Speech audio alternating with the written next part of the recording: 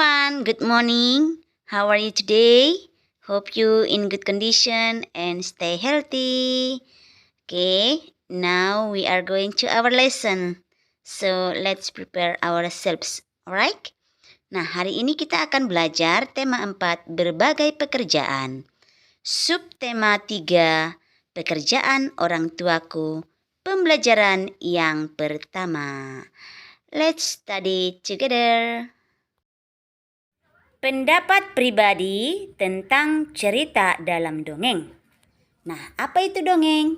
Dongeng itu adalah cerita yang tidak benar-benar terjadi. Di dalam dongeng itu ada unsur tokoh, alur, atau jalan cerita dan juga pesan moral. Nah, umumnya dongeng diceritakan dengan lisan secara turun-temurun ya nak, untuk mewarisi pesan moral yang terkandung di dalamnya. Nah, bagaimana kita mengetahui pesan moralnya? Tentu kita harus memperhatikan kejadian-kejadian yang terdapat di dalam dongeng tersebut. Apakah pesan moralnya dapat kita terapkan dan diteladani dalam kehidupan sehari-hari? Nah, untuk menilai kejadian terdapat di dalam dongeng, kita perlu membaca dongeng dengan cermat. Nah, di sini ada cerita dongeng kelinci dan kura-kura. Mari kita saksikan bersama ya nak.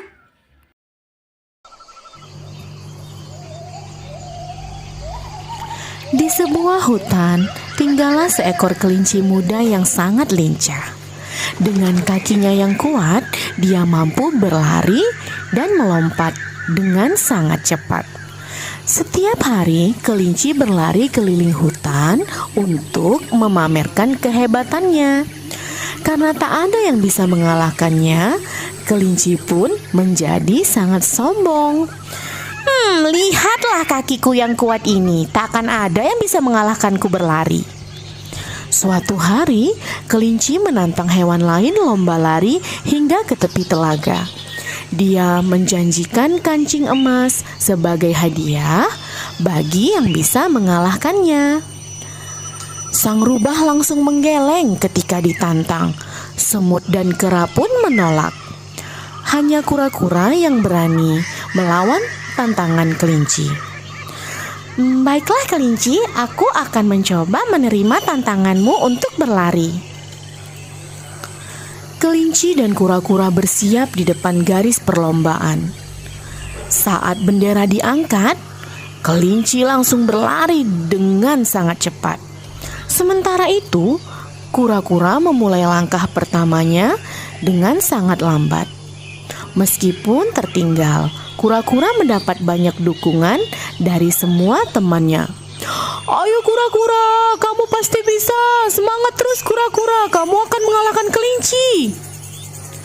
Kelinci tiba di depan garis finish yang masih sepi, tanpa satupun penonton. Semuanya sedang mengikuti kura-kura yang berjalan dengan lambat. Kelinci berhenti sejenak dan berpikir, betapa menyenangkan jika kemenangan itu dilihat banyak penonton. Kemana ini ya? Kok tidak ada penonton di sini? Setelah beberapa saat, kelinci memutuskan untuk bersantai di bawah pohon. Sambil menunggu kura-kura mendekat, kelinci mulai memejamkan matanya. Tanpa sadar, kelinci pun tertidur pulas. Sementara itu, kura-kura sudah hampir sampai di dekatnya. Ngantuk sekali aku. Angin dan udara yang sejuk membuat kelinci semakin terlelap. Tak lama kemudian, kura-kura sudah berada dekat dengan kelinci. Suara penonton yang menyemangati kura-kura membuat kelinci terbangun. Kelinci terkejut saat melihat kura-kura hampir sampai di garis finish. Bagaimana bisa dia sudah hampir sampai di sana? Wah, aku kalah ini. Dengan langkah pasti, kura-kura memasuki garis finish. Semua penonton bersorak-sorai memberikan selamat kepada kura-kura. Kelinci merasa sangat malu karena dikalahkan oleh kura-kura. Bagaimana mungkin kura-kura yang lambat bisa menang melawannya? Hore, kau hebat kura-kura, kau memenangkan perlombaan ini. Kelinci berjalan ke arah kura-kura dengan langkah yang berat dan sedih. Dia pun menyerahkan kancing emasnya kepada kura-kura. Namun, kura-kura menolak hadiah dari kelinci dan berpesan agar kelinci berhenti menghina hewan lain dan tidak bersikap sombong. Kelinci, kamu tidak boleh sombong lagi ya. Kamu harus merubah sikapmu. Akhirnya, semua hewan bergembira ria merayakan kemenangan hari ini. Mereka semua menerima kelinci dengan senang hati.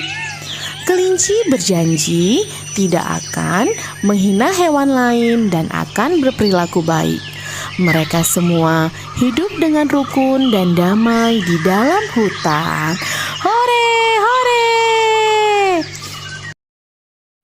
Pesan moral dari cerita ini, kita tidak boleh menganggap remeh terhadap orang lain karena setiap orang memiliki kelebihan dan kelemahan. Nah, orang sombong itu suatu saat pasti akan kalah dan orang yang rendah hati akan menang. Itulah yang menjadi pesan moralnya ya nak. Sekarang kita belajar kegiatan ekonomi pembuatan kertas. Nah, contoh kegiatan ekonomi itu salah satunya adalah memanfaatkan sumber daya alam hutan, yaitu pembuatan kertas. Sekarang mari kita perhatikan skema pembuatan kertas berikut ini. Yang pertama, kayu dikupas kulitnya dan dipotong kecil. Kemudian potongan kayu itu dicampur bahan kimia menjadi pulp. Yang ketiga, pulp diberi pemutih supaya kertas menjadi warna putih. Kemudian keempat, pulp masuk ke dalam mesin pembuat kertas. Yang kelima, kandungan air dalam pulp dihilangkan dengan mesin pres. Yang keenam, kertas dicetak untuk menghasilkan kertas dengan ketebalan tertentu. Yang terakhir yang ketujuh, kertas yang sudah jadi digulung dan siap digunakan. Dampak eksploitasi hutan yang berlebihan. Eksploitasi itu merupakan pemanfaatan sumber daya alam untuk memenuhi kebutuhan manusia. Nah, salah satu sumber daya alam yang sering dieksploitasi adalah hutan ya nak. Nah, manusia melakukan eksploitasi hutan untuk berbagai kepentingan pribadi, misalnya membuka lahan, pertanian, pertambangan. Jadi, eksploitasi hutan yang berlebihan dapat merugikan manusia dan lingkungan sekitar. Berikut akibat eksploitasi hutan yang berlebihan. Yang pertama, berkurangnya ketersediaan oksigen. Yang kedua, suhu bumi semakin meningkat atau global warming. Yang ketiga, rawan bencana alam atau longsor. Yang keempat, berkurangnya sumber makanan dan hilangnya habitat hewan. Nah, itulah materi pembelajaran kita hari ini ya nak. Semoga anak-anak MEM tetap semangat untuk mengikuti pembelajaran kita. Oke, thank you for our students. See you next time and bye-bye.